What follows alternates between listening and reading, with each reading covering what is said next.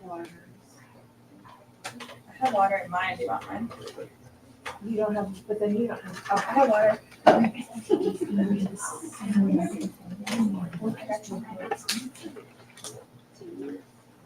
Because I have an extra white. Just hold it down. Turn it on. Hold it down. Just hold down this little button right there, and that'll just turn it on. So. Does it stay on? It'll stay on. Yeah, it'll stay on. It'll just the little light will start green. Yeah. Or okay. Well, are we just? Yeah, I'll just hand this one when I'm done to you, okay. And then whenever conversating with us. Okay. Well, anyway. Hi everybody, welcome to tonight's event. Today we are presenting Christi Furnas, queer cartoonist, illustrator, oil painter, and disability rights advocate. Join us today as we celebrate her debut graphic memoir, Crazy Like a Fox, Adventures in Schizophrenia. Amy Kurzweil, author of Artificial, a Love Story, calls it a work of blunt brilliance. And tonight, Furnas will be in conversation with celebrated St. Louis memoirist, Gabe Montesanti. Yay. Thank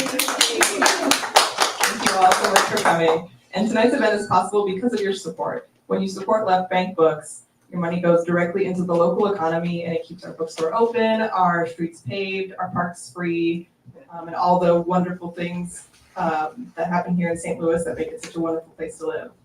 Thank you all again. And we also want to welcome our virtual audience. Hello, people on the internet. And my name is Elena Hove, and I'm a bookseller here at Left Bank Books, and I'll just be introducing the book and the authors tonight. And I do want to let you know about some other upcoming events. Later this month, we'll be hosting Kyle Starks to celebrate his new young adult graphic novel, Karate Prom. And this will also be held in store at 6 p.m. Thursday, May 16th. And please feel free to visit our website, left-bank.com, for more information on all of our events and all of the season's programming. All right, and so about tonight's book. Foxerson's got a new roommate. Foxerson's got a new job. Foxerson's got a date.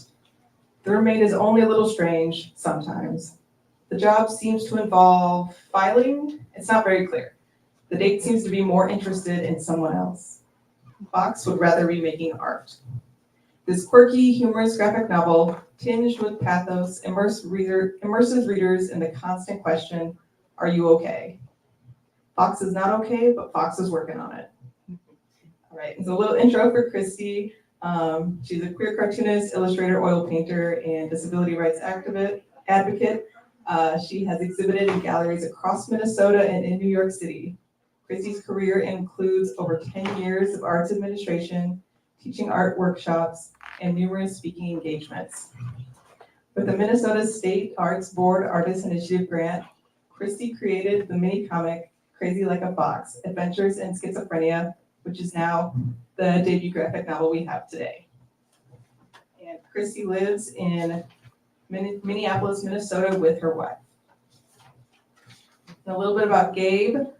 Gabe is the author of Brace for Impact, a memoir, which chronicles her time skating for arch rival roller derby. And Gabe earned her bachelor's in mathematics and studio art at Kalamazoo College and her MFA at Washington University in St. Louis. All right, everybody, I hope you're ready.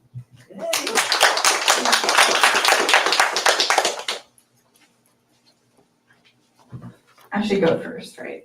Sure, yeah. Okay. Everybody, thank you for being here so much. So I want to start out a little bit by asking for anyone who is unfamiliar with your work or hasn't yet read the book, can you give us just a brief explanation or summary of the book, a little background, anything you think we should know before we launch into some more specific questions about Crazy Like a Fox? Sure. So there's a fox, right? There's a fox. No, actually, I was diagnosed with schizophrenia in the mid-90s, and I was in my early 20s. And I've always been an artist before and after diagnosis, And I started getting the idea, my wife's a writer, and I got this idea, you know what, I can write too, right? You know, it looks easy. And, she makes it look easy. So in 2015, I started some sketches and some ideas. I've told stories, I've been open about my mental health experience. This whole time, I've been open to friends and family and the public, and I've done public speaking about it. So I thought I should write some of this stuff down.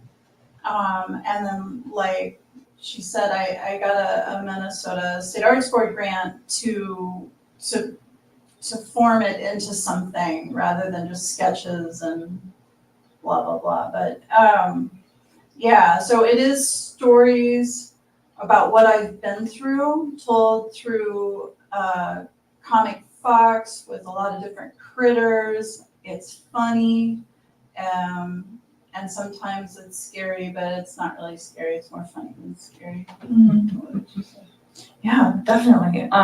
Before we go further, we should probably get a sampling, right? Oh, yeah. We want to hear we want to hear, directly from the book. Okay. So we're going to hear chapter 9. Chapter 9. Do you want to do the? Yeah. Okay. Because I've got like all hands. Oops, is there somebody's timer going on? That's probably mine. So just a little, this is chapter 9, so a bit has happened. But we enter right after Fox gets out of the psych ward and was living with a dodo bird. I know, just follow me here. And finds out that Fox has been moved to a friend's house, like moved out of where they were living into a friend's house. And it's kind of a weird breakup scenario, but we enter with Dodo's mother driving Fox to Snake and Worm's house. Yeah. It makes sense. It does, I promise. You have to say slide. Oh, yeah. Okay. It must feel good to be out of the hospital. You'll be fine. Sure. Things can only get better. Here we are. I wasn't anticipating microphone. So Fox is ringing the bell. Hi, Snake. Dodo said I live here now. Dodo and I thought it would be best. And Cat? Your cat is in the attic with your things. Oh, I didn't remember that you had a finished attic. It's not finished. We put a mattress up there for you. Cat, I missed you. There are rats. Crap. I'm really sleepy. I'll be on rat watch. And this is Worm, enter Worm. The gentleman that was in the story that Worm is loosely based off, he's not a worm. He's just, I can't remember any of the conversations that we had, so anything that the character Worm says is blah. That is the only dialogue Worm contributes to the story. So the next day, hey Worm, you and Snake have rats, blah, blah. You aren't really saying anything. Blah, blah, blah, blah. You are just saying nothing louder. Blah, blah, blah, blah, blah, blah, blah, blah, blah. Never mind. Hello, jellyfish boss lady? Okay. I can't work today. You see, I have rats. Fox, it's been days since I've heard from you. People are wondering where you are. I don't know where I am. You are late for therapy. Cat says I need therapy. Gotta go. Bye. Those were conversations I had with my employer. for real and for true. Okay. We spoke on the phone. I'm glad you made it in. Now tell me everything. Well, I tried to kill myself. A giant hand flew me to the hospital. While I was there, I was moved into a friend's attic. There are rats. I see. So now you're homeless. I'm not homeless. I live in an unfinished attic with rats. I have a number for you to call, but first you need to see a psychiatrist. I thought you were my psychiatrist. I'm your psychologist. You need to see a psychiatrist. What's the difference? A psychologist is someone you talk to. A psychiatrist prescribes medicine. So I need to see a psychologist, psychiatrist. Gesundheit. This is the psychiatrist. Come in. Okay. You need something to help you make you feel better. Okay. Take one at bedtime. There may be a little weight gain. And the bottle says the ones that mother gives you don't do anything at all. Okay.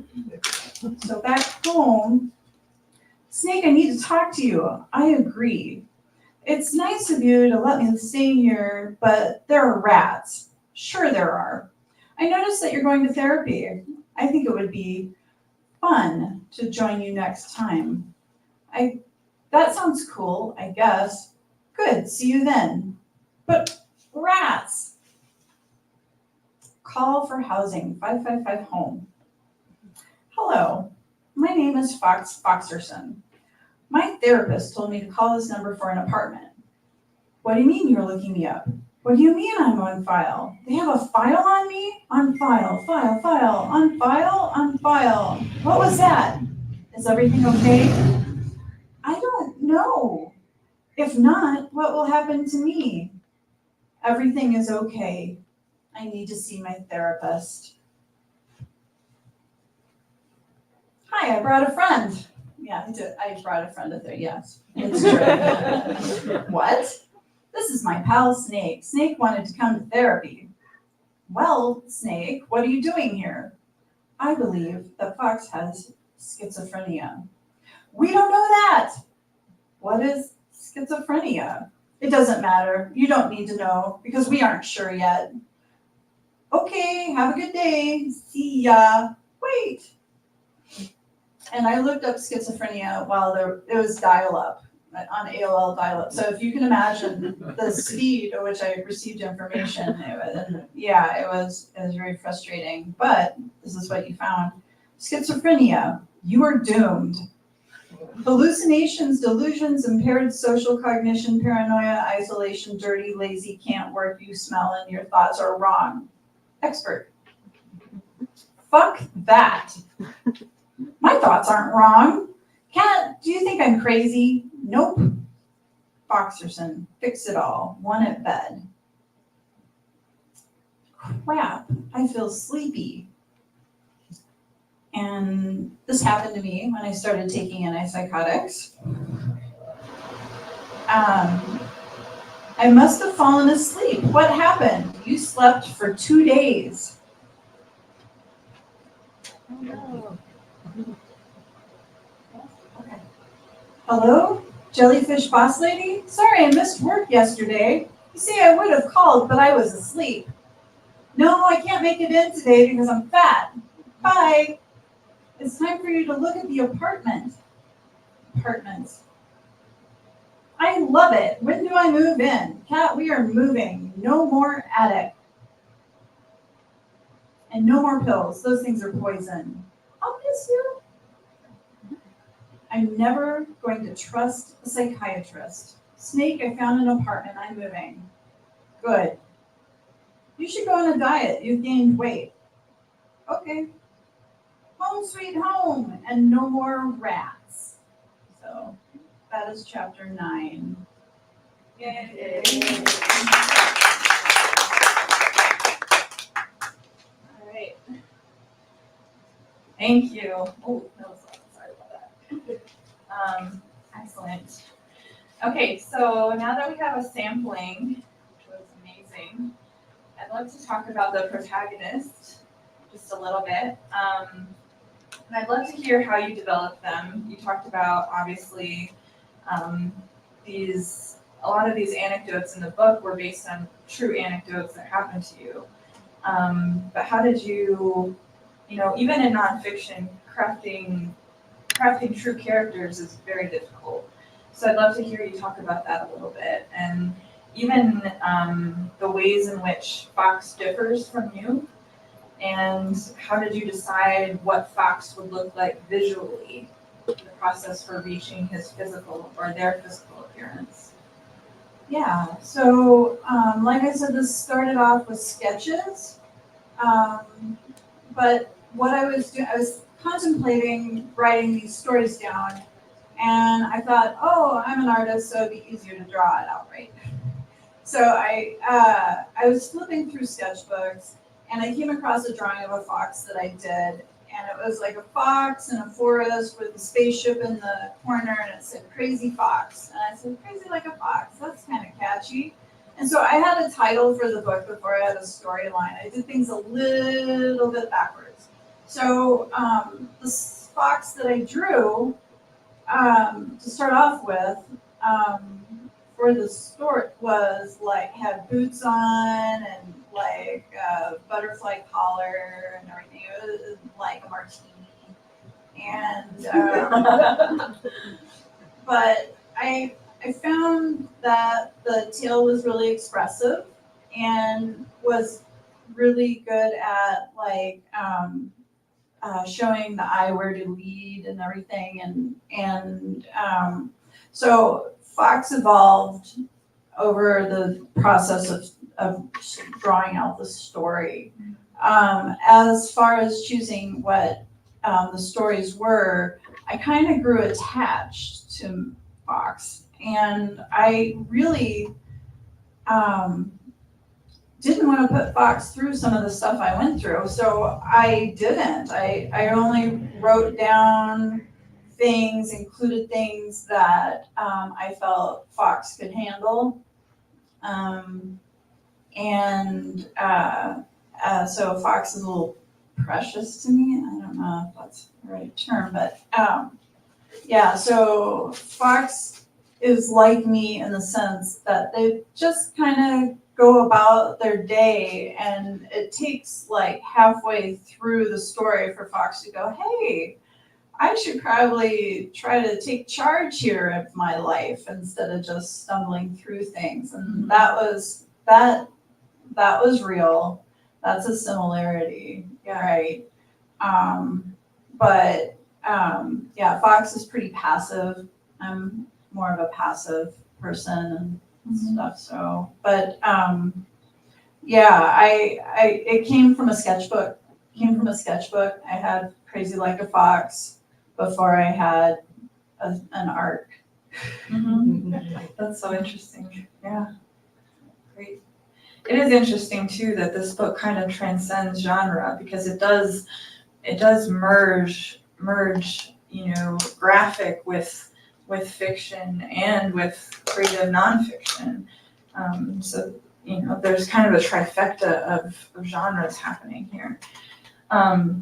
So kind of a related question I was wondering about while I was reading and thinking about genre and sort of the decision to anthropomorphize characters.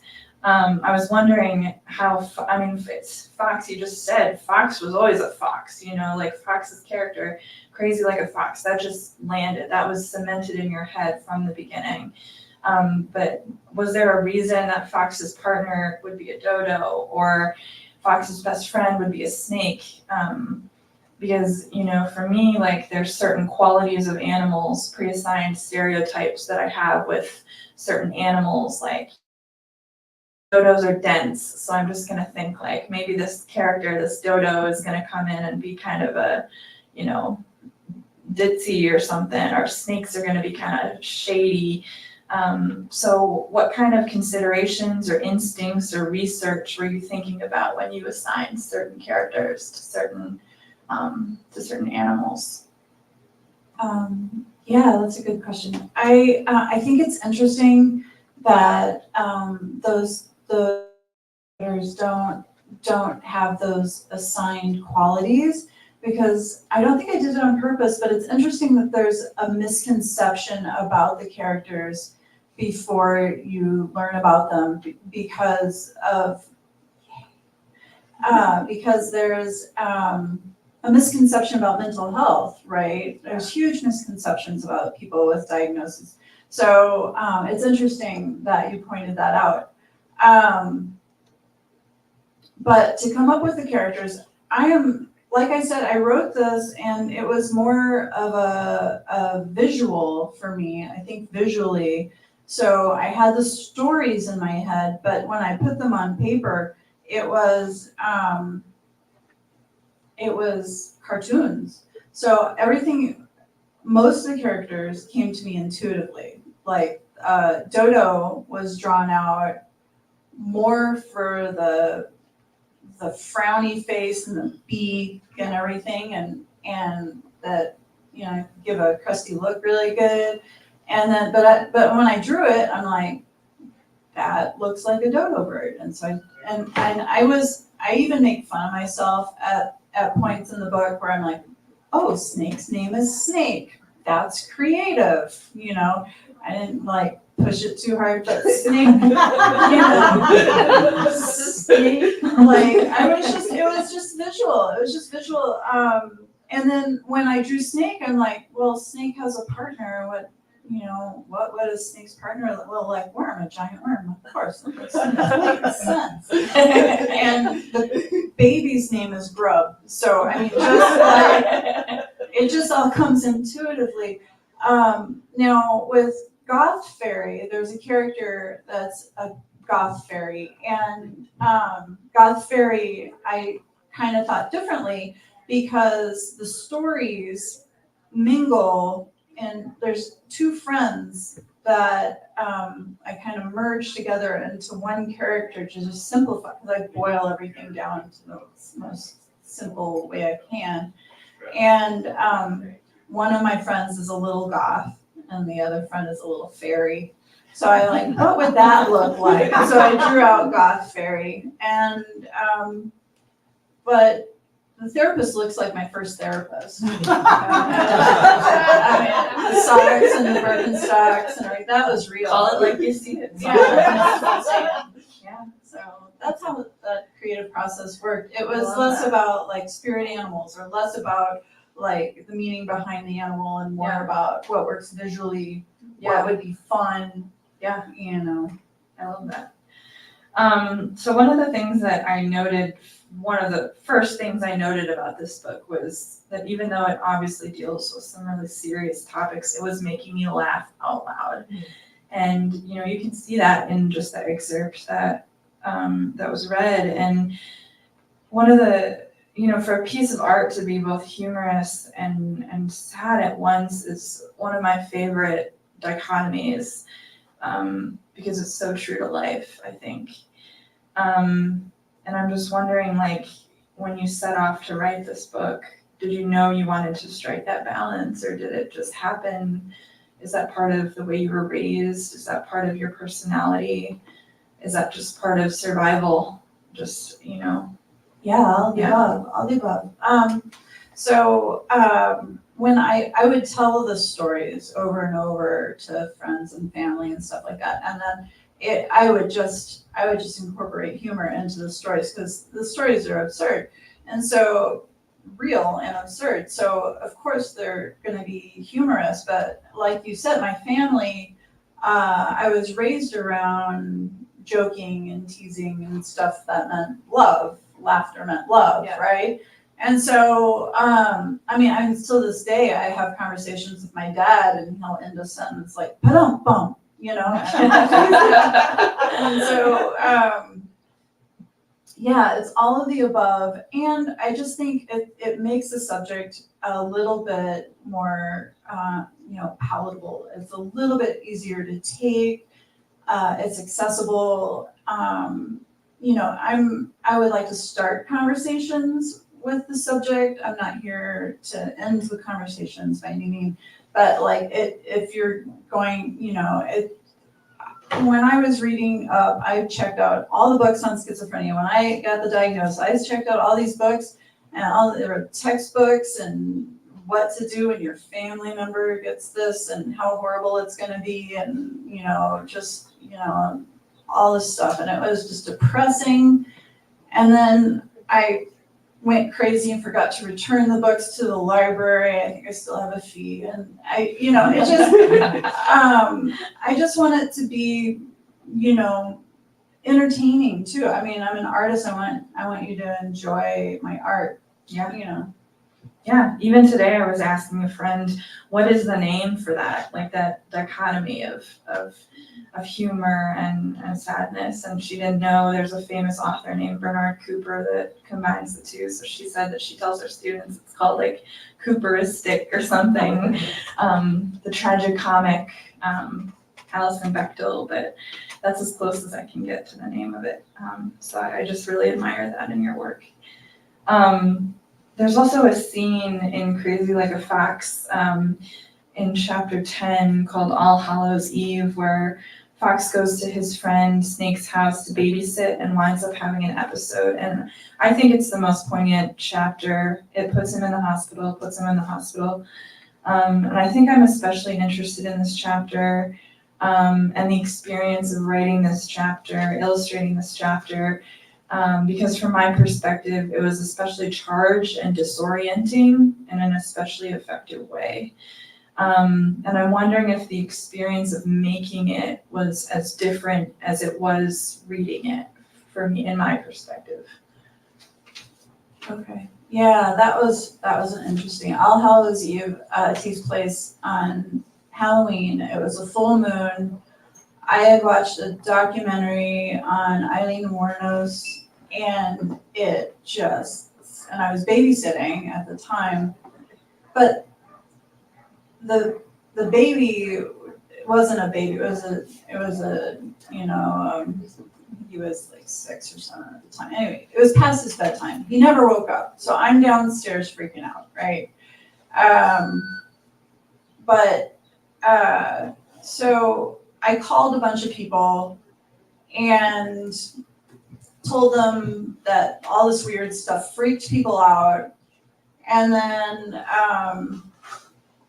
Snake and Worm come home. And I'm like, gotta go next door to the bar, and I'm gonna get a beer. And they're like, okay. So they came and got me, and then they shuffled me to the ER. And I don't know, I just learned this by that experience, that Halloween on a full moon and a crazy night, everybody's in the psych ward. So yeah, so they had me locked in there in the emergency room for hours and hours trying to figure out where to put me because I was dangerous, even though I wasn't dangerous. And so I tried to write this. I wrote the whole thing. You follow Fox throughout the entire book. And so it's kind of through Fox's eyes. And so when I wrote this, it was through Fox's eyes. And I would give it to somebody and be like, see? And they're like, why isn't Fox angrier? And I'm like, well, Fox is angry, but they're locked in a room. What are they gonna do? And so, but they're like, why are they locking Fox in a room? And I'm like, well, because they're scared of Fox's episode. And they're like, and so I had to like kind of clarify in the writing. So that's what's different is, the dachshund nurse says, we understand you tried to kill a child. They didn't actually say that to me, but I had to clarify why they were being so determined to make sure I stayed locked up because that's what they were told. I understood that afterwards, that's why I was there, is because they were scared for a child's safety, even though that child was never in danger. That's what the perception from other people was. So it was kind of an interesting, it took me many drafts of that chapter to come up with it to be from Fox's perspective, yet clear to the reader. So that was kind of an interesting thing you pulled.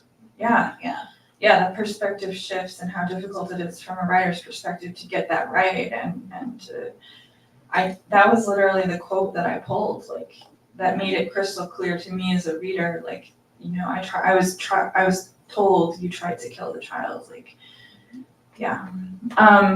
So how has your work as a disability rights activist influenced your writing about mental illness? Okay. Yeah, so I have spoken out about my experience quite a bit.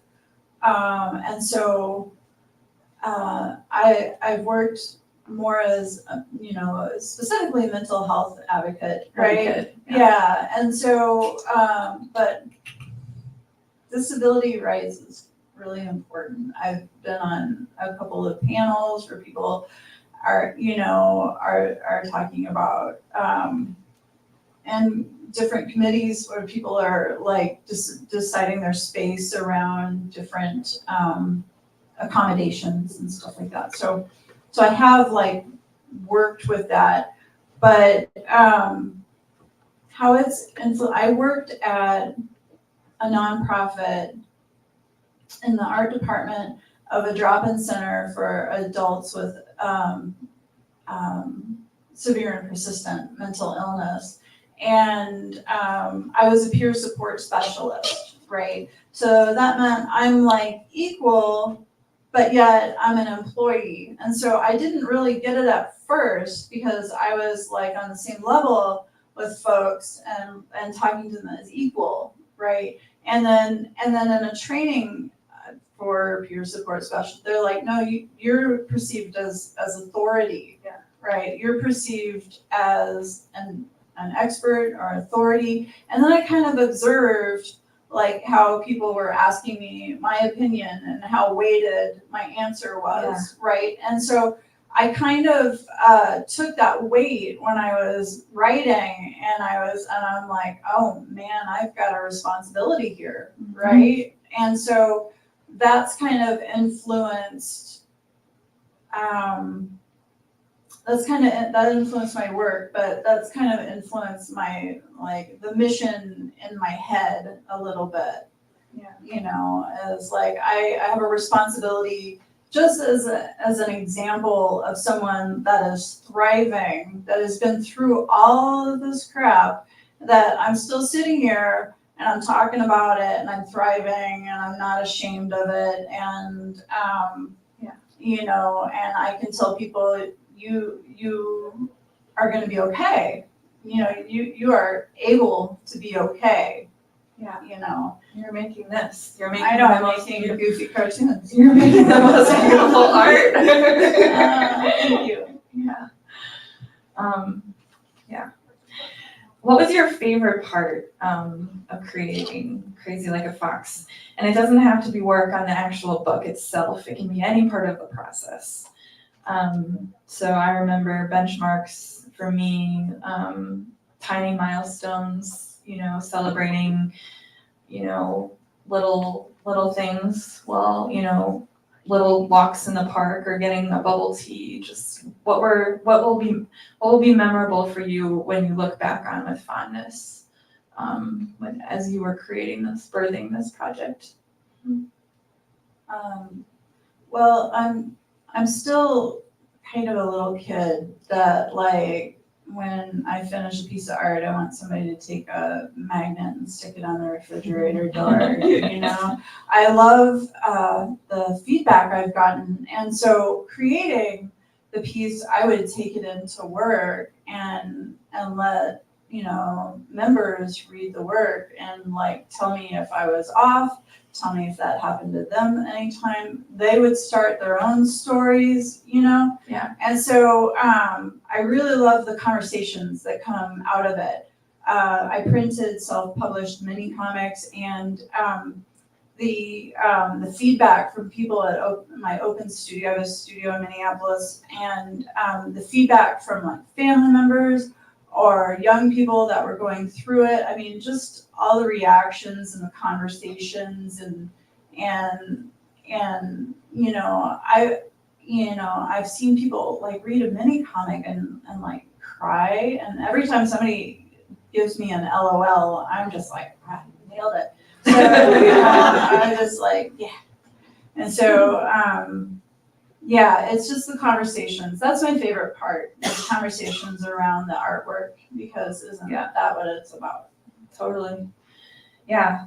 And then, so for people who, for people who create, who think creating graphic novels is a mystery, what was the general process like? Like, did you create the copy first and then do the illustrations, or, how were the elements combined? Did you have the whole book mapped out before you could start, or did you start in the middle, jump around?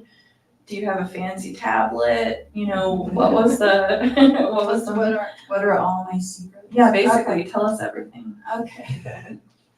No, I started off with sketches, and then started off with stories that I've been telling over and over again. So I part of my grant that I got, I worked with a mentor, Tom Kaczynski, publisher of Uncivilized Books in Minneapolis, a local guy. And so he was like, tell me what your project is. And I'd tell him, and he goes, I have no idea what you're talking about. He's like, write down. And I'm like, what do you mean write down? And he's like, well, just use bullet points. Don't worry about punctuation or spelling or anything. And I'm like, okay. And so I came in the next week and I had all these bullet points, and he's reading through it and he goes, your spelling and punctuation is really bad. and so he's like, listen, just make a 6-panel grid on a scrap piece of paper, do some stick people or whatever, but I couldn't do stick people. I was just like elaborate stick people. And then, but so I started off visually and number 2 pencil on typing paper. And I started in a sketchbook, and then I realized you cannot switch things around with a spiral notebook, and it got really messy and confusing. So I bought a 3-ring binder from Target and bought a bunch of sleeves, and then I'd slip the sleeves of the number 2 pencil line sleeves, and then I could switch the order around and stuff. So by the end of the grant year, I had like 130-page manuscript, and Tom was like, congratulations. I'm like, what do you mean? And he's like, a lot of people don't get to this point. And it just like,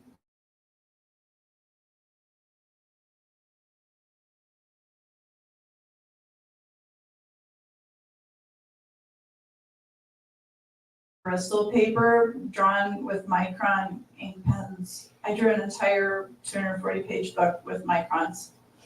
Yeah. So like this. And then there's like a stretch you can do and your hand cramps up. But yeah, I did. It took me some time, but yeah, it's all ink on paper. There was some editing that Street Noise did digitally, like spelling and punctuation, but yeah, so but it's all ink on paper. Nice. Amazing. Okay, so we have some time for audience questions. I'd like to open it up. Does anyone have anything?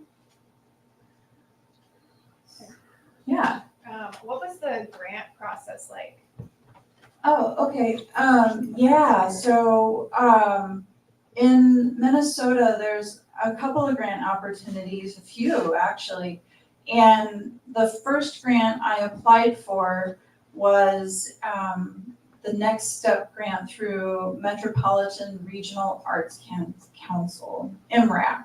Anyway, it was a $5,000 grant. It's highly competitive. You fill out what you're going to do with their money. And I submitted it. I had gotten a couple of fellowships. I got another grant for an exhibit I did of paintings. So I had written grants before, so I'm like, I got this. And so I was a finalist, and I was just completely, jazzed. And so if you're a finalist, you can go and listen to the panelists break down and destroy your grant application. And I did. I was number 23 out of 25 applicants and the finalists.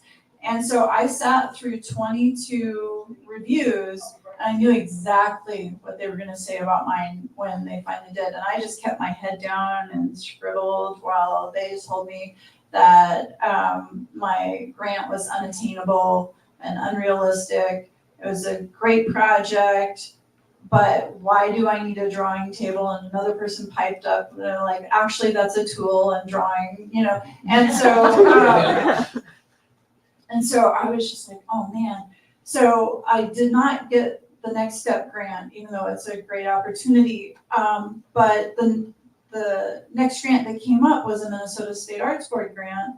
And so they require a community component, and you can ask for up to $10,000, and it's to better the state of Minnesota, basically. So what I did, one of the people that had heard about my Next Step grant application said, I really want this project to be a success. Let me tell you how to write a grant. And basically it was like, you need an opportunity and you need an obstacle. And I had both. I had the opportunity to work with Tom Kaczynski, and I had this obstacle that I've been working in oil paint for my entire life, adult life. And all of a sudden I need like stuff to draw a book with and know how to draw a book. And so I changed the, I'm going to draw a book in a year to, I'm going to have a mini comic by the end of the grant year.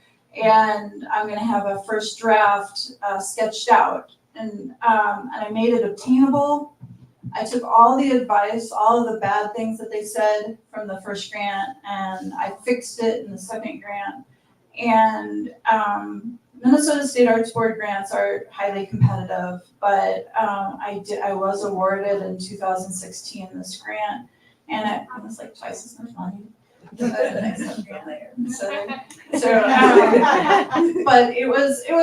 I wouldn't be able to have started without working with Tom, without the tools. I bought a high-res scanner with the grant money and stuff. So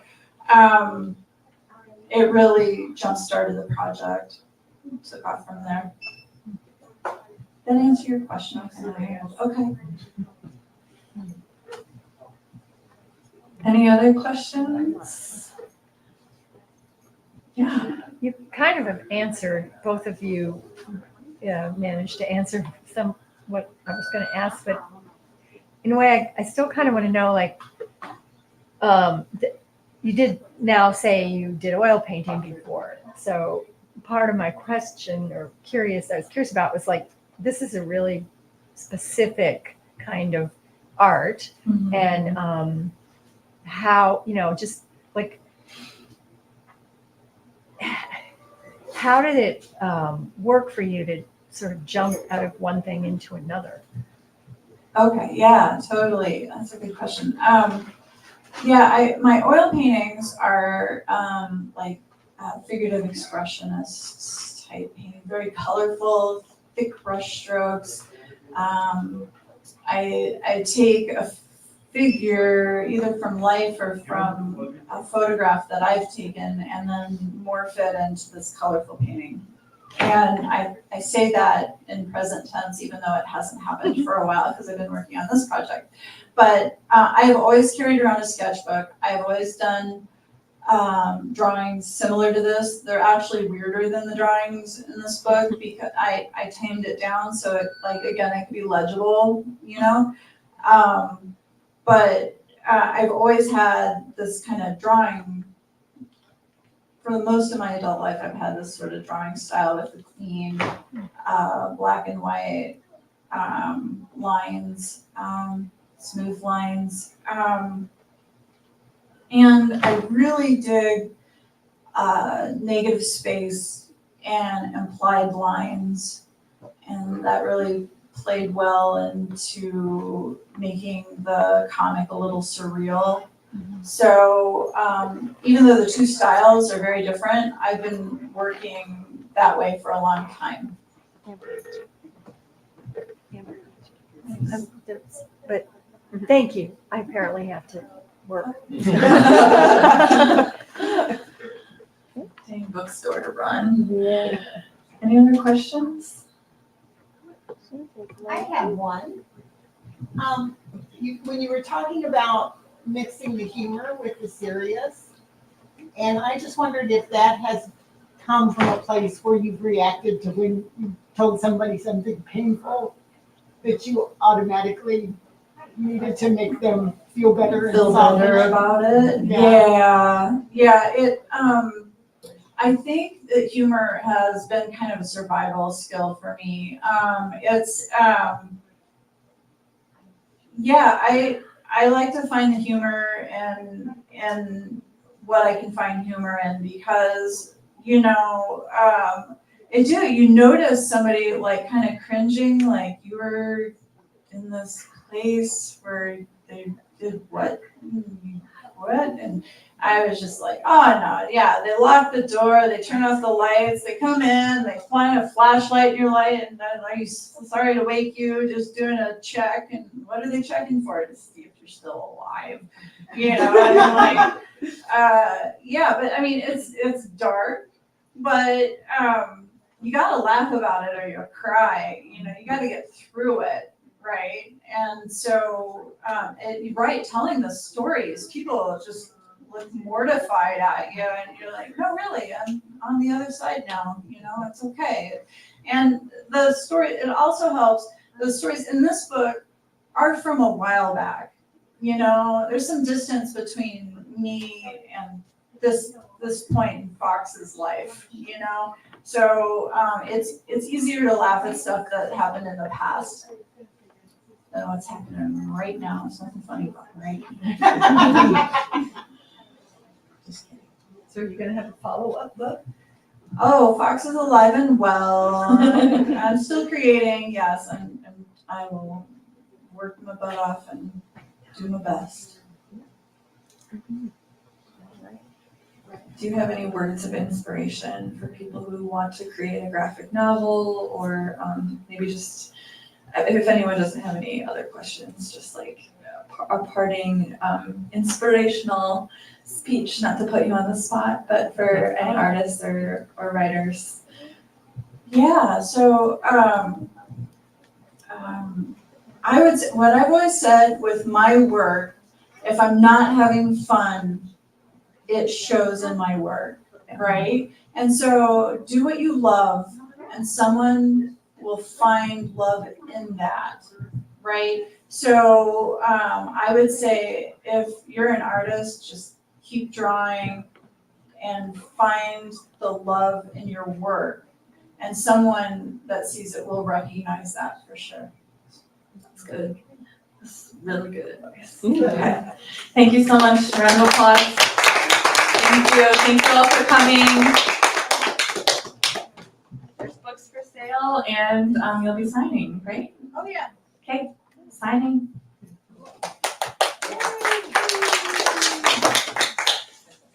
Thank you. Blinded. That was great. Thank you. Take some of this stuff out of your way. It's easier to do the signing. Thank you so much for this. Oh,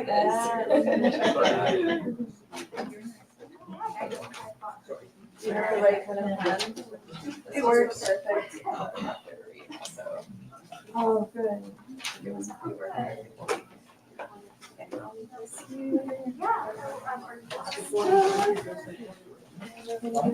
signing line. Yeah, you missed our inspirational. Funny story to tell you. Huh? Funny story to tell you now. Okay. Oh, the books are at the counter. books are at the counter. You can get them and come back. Purchase them at the, sorry, I should have said that. You can purchase them at the counter and then bring them back. We're and gonna Christi do will that. sign them. A two-step process. Sorry. I should have. Good, I'm good. So nice of you guys out. Yeah. Nice to meet you. I recognize you all. We're here. That's right. Yeah. Or something, yeah, it's like this image is like something like an iconic. How's it going? It's good. Yeah, it's fun. This is my one day off.